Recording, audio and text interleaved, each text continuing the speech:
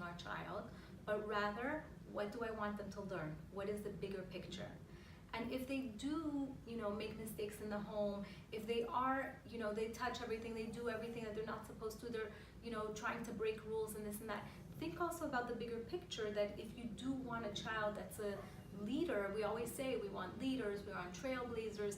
If that's what you want, you are going to have these children that challenge these rules. So we gotta make that okay. It's not a bad thing for them to challenge, it's actually a good thing for them to challenge, but you use that opportunity to be able to mold that behavior.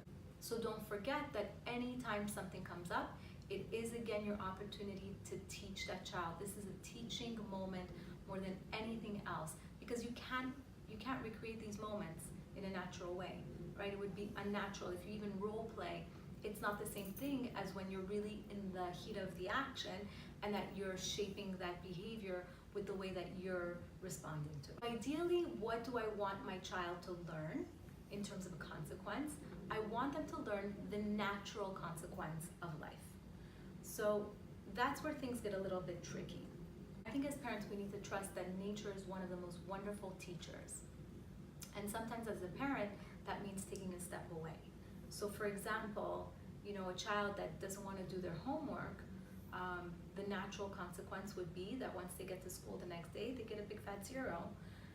And that would be the natural consequence of it.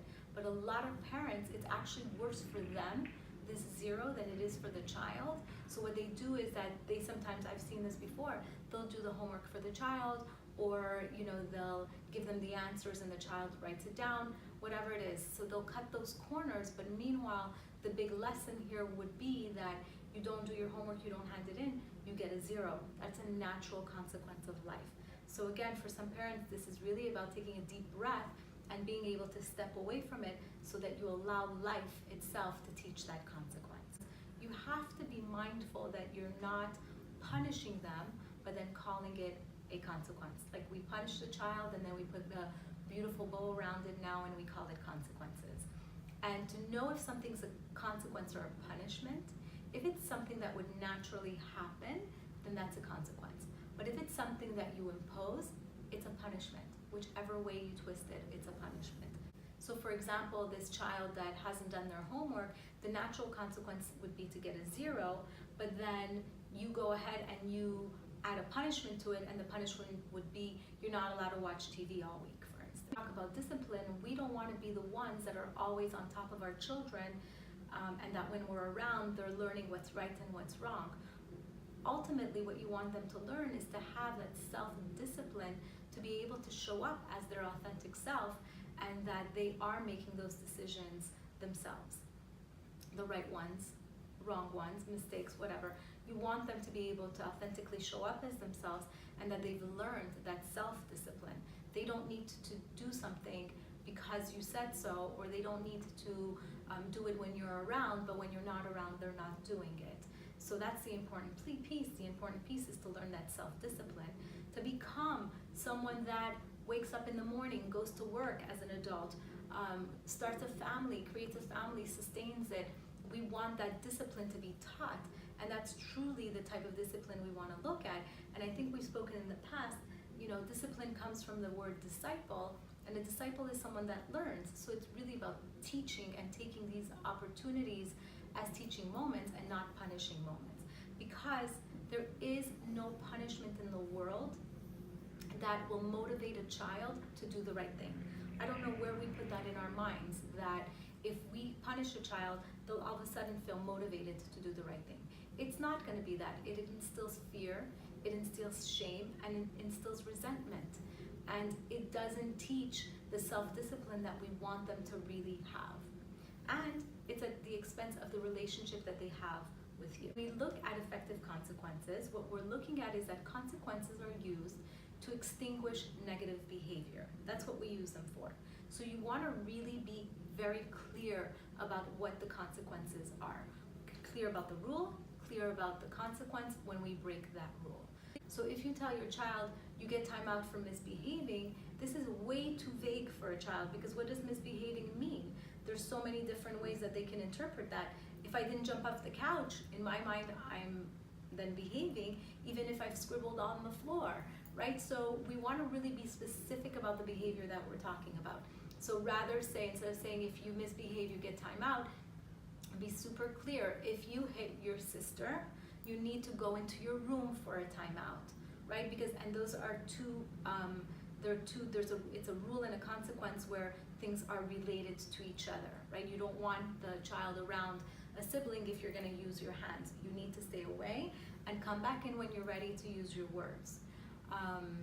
So again, you're being very clear, you're being very specific, so a child knows what to expect and most likely will comply. Another thing that we want to make sure is, in order for a consequence to be effective, you want to make sure that it's implemented immediately.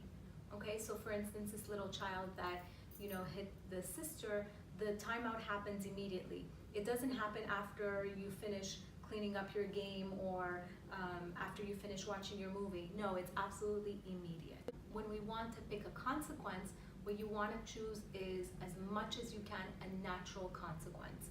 So allow it to happen, right? So for instance, a child loses their toy, right? You tell them not to take it with them, not to take it with them. You might lose it. They lose the toy. The natural consequence is that it's lost and you're not getting a new one.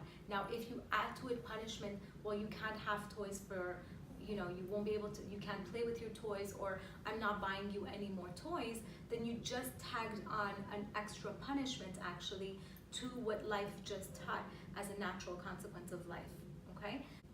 When a consequence is not natural, right? Sometimes it happens, most of the time it does happen that way, then you want to find a consequence that is related, and that's the important piece.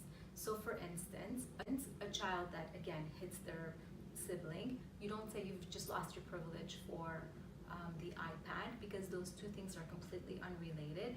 It would be a better lesson for them to learn.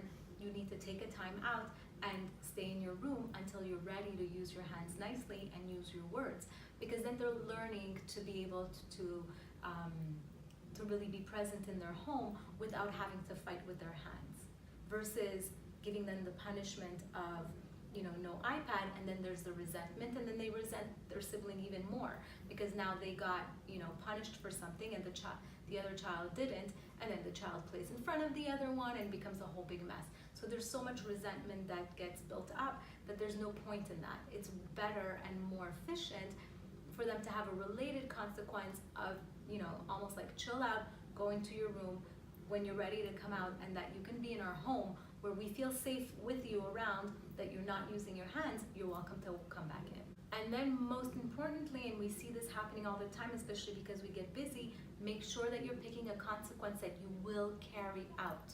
You can't say something like, you're not gonna go to the birthday party if you, whatever they're doing, that they're misbehaving. You're not gonna go to the party today. Meanwhile, the whole family is going to the party, and you know that you can't leave this child home. And so it's not gonna mold their behavior, and if they didn't shape it up, and now you have to go to the party, you're gonna take your child with you, you just lost all credibility with your child, and you lost this learning opportunity. So make sure that the consequence that you do choose is something that you absolutely can and will implement.